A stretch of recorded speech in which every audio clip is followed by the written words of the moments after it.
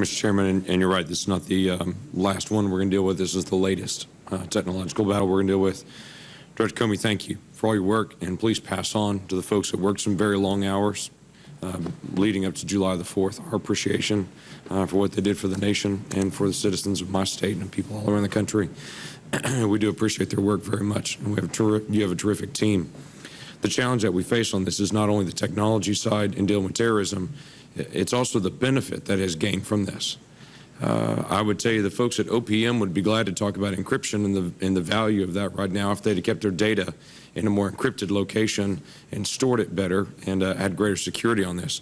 Whether that be retailers around the country, whether that be banks, whether it be government agencies, we are benefiting from encryption and from the technology that has been invented. The hard part of this is the other side of it. And so what I'd like to talk is we've got to have some kind of balance in the conversation, because we absolutely need encrypted technology, because we are very exposed and are finding out all the ways that our information is exposed. And so we need that technology to continue to advance on one side as we deal with cybersecurity, but on basic law enforcement and on real threats for physical security, we've got to have a different ability. And I think that's the complicating factor of this. With that, in that conversation, talk to me a little bit about some legal frameworks here. If someone goes on social media and they have child pornography, that's a criminal issue. If someone goes on to social media and says, here's a group of people to kill, and we'd like you to kill them, and here's some ideas to do that. Talk to me about the legal frameworks between the two, because there's a step before this when they move encryption that is the recruiting, and that recruiting side is a group of individuals that are recruiting based on, we're looking for people who actively believe like we do, which is not the problem, but then we'll also act out and kill people. Help me understand some of the legal frameworks there. Well, if someone is on social media talking about the possibility or offering any kind of criminal activity, which includes terrorism, because it's a criminal act as well, that's obviously predicate for an FBI investigation, and for us using our lawful tools, including judicial orders, to find out what's going on there and who are these people. Okay, so I'm really talking the step before that then, and that's what you're not talking about now. That social media side of that, what does that trigger at that point? Or does that, you begin the investigation, you begin the process, obviously, of trying to track this down, because they're encouraging a criminal act on American soil. Yep. But then you've got extra communication that's happening now on the encrypted level. Yes. Is that what I'm picking up? Right. What's happening is they're broadcasting out this poison through Twitter. They have 21,000 followers now in English, and they'll have Twitter following communication, so tweets back and forth, and then they may have direct messaging through Twitter, all of which, again, with lawful process, we can get access to and evaluate. And if it looks like someone, and here's the way ISIL operates, if the person appears to be serious, they will then say, okay, move to this mobile messaging app, which is encrypted end to end, and that's when we lose them.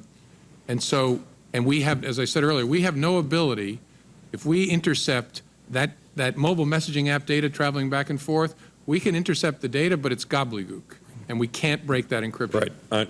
Yeah, that part I understand. Okay. So the social media platforms, they still see no issue once it's clearly known that this is an illegal activity that's happening on their platform.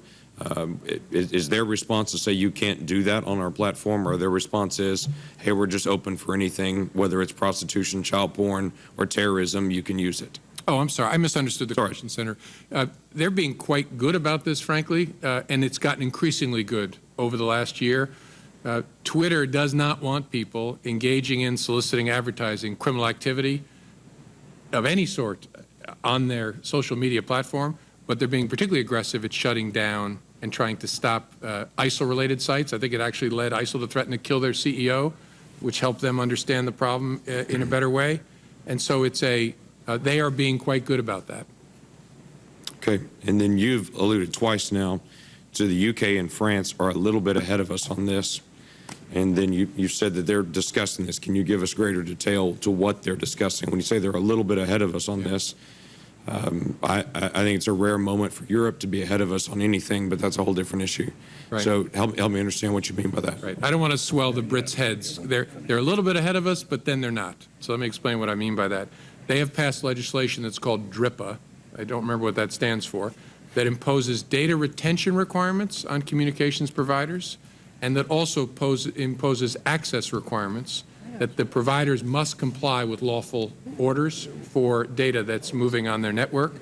So they're ahead of us in that they've passed a legislative package that addresses in part what we're talking about here. Where they're not ahead of us is they have to figure out, so how will that work when all the providers are in the United States? And so how will they enforce their legislation if they want data from someone who's located in California and all the infrastructure's in California? How will they actually make that a reality? Okay, thank you. Yield back.